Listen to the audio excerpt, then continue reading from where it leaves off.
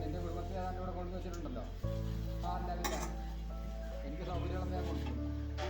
എന്നെ ഭരിക്കാൻ വന്നാണ്ടല്ലോ മോഹൻ ചോട്ട് പറിക്കും. എന്താ എന്ത് പറ്റി? ആകെ വിഷമിച്ചിരിക്കുന്നല്ലോ. ഇപ്പൊ എത്രാമത്തെ ഇന്റർവ്യൂ ആണെന്നറിയോ? എത്ര നന്നായി ഒരുങ്ങിപ്പോയാലും നമ്മൾ അവിടെ സെലക്ട് ആകുകയല്ല. ഇപ്പൊ ഒരു ജോലി ഇല്ലാണ്ട് പിടിച്ചേക്കാൻ ഭയങ്കര ബുദ്ധിമുട്ടാണ്. പകുതി കേടാ, എന്തോരം നട്ട് നടത്തതാ, ഒരു ഫലം ഉദ്ദേശിക്കുന്ന കിട്ടുന്നില്ലേ. പഠിച്ചിട്ടാണെങ്കിൽ ഒന്നും കേറുന്നില്ല. ഇനിയിപ്പോ നാളെ എക്സാമിന് എന്ത് ചെയ്യുന്നു എനിക്കറിയില്ല. കേൾക്കുന്നില്ലേ?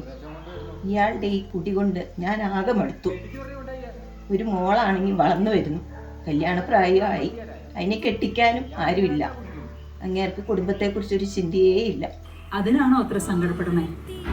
സാരമില്ല, ദൈവം എല്ലാം ശരിയാക്കി തരും. പിന്നെ പറ്റുമെങ്കിൽ ഒരു ധ്യാനം കൂടും, ഒരു വഴി ദൈവം കാണിച്ചു തരാണ്ടിരിക്കില്ല. ഈ പരീക്ഷയുടെ സമയത്ത് ഞാനെങ്ങനെ ധ്യാനത്തിന് പോവാനാ? സിഹുവിന് പോയി ഒരു ധ്യാനം കൂടണം എന്നൊക്കെ എനിക്ക് നല്ല ആഗ്രഹമുണ്ട്.